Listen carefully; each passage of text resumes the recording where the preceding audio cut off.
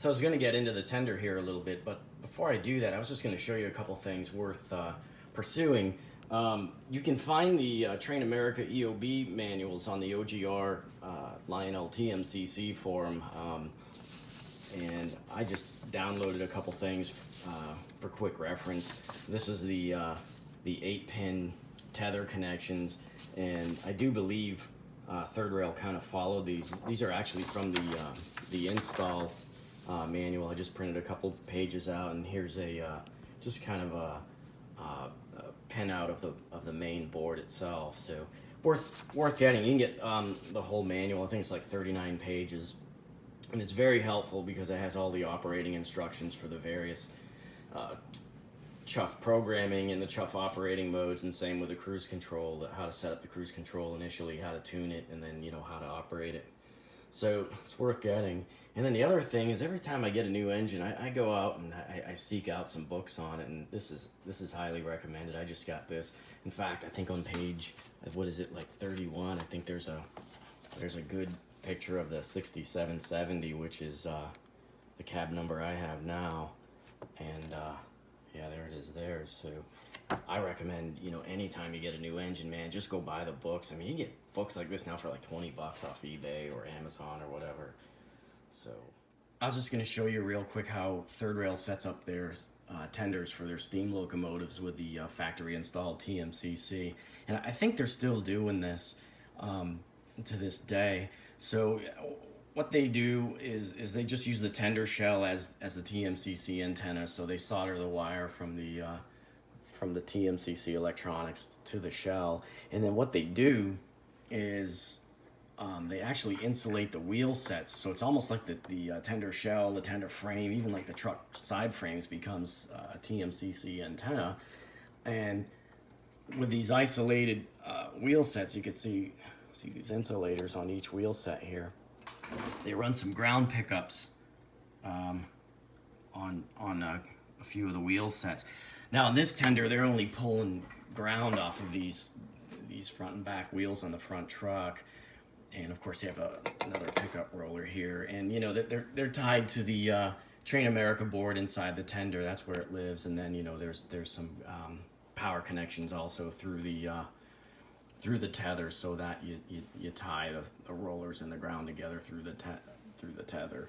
But if you ever struggling with power issues and it goes beyond the pickup rollers, like the trouble I was having, investigate the ground connections, that's for sure. Make sure these continuity tests to each other, to maybe the connections on the board, and then make sure they come out the tether too.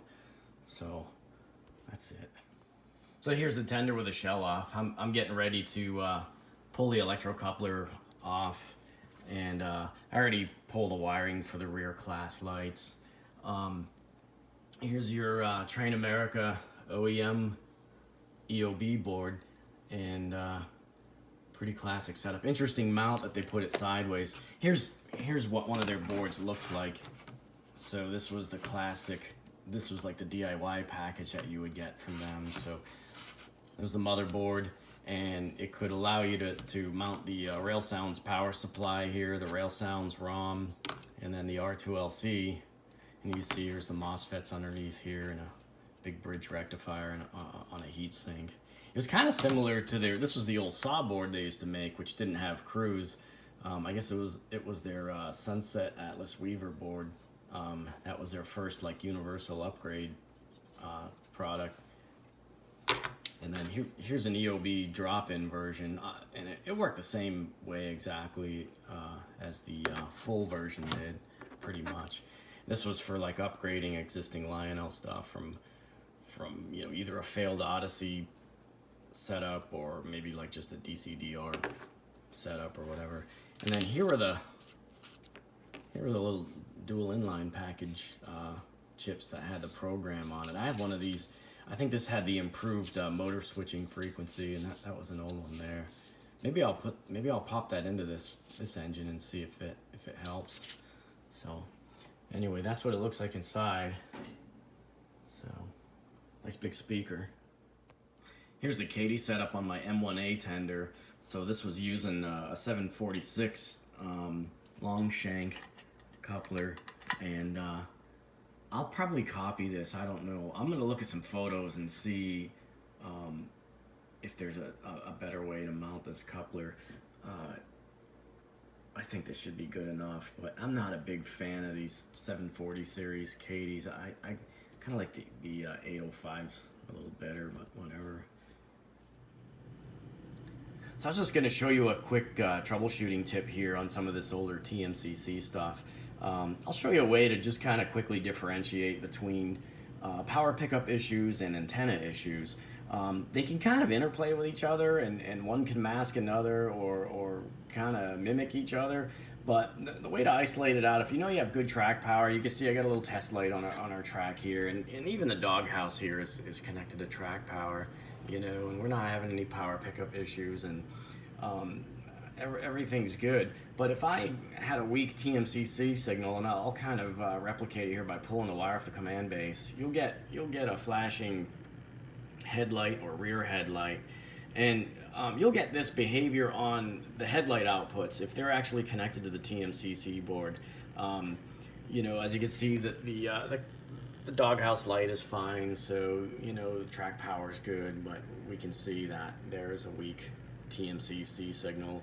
You know, the other trick too is if you've got good signal on the layout but the engine has a poor antenna, you can kind of hold your hand over the engine itself and do the old TMCC mind meld.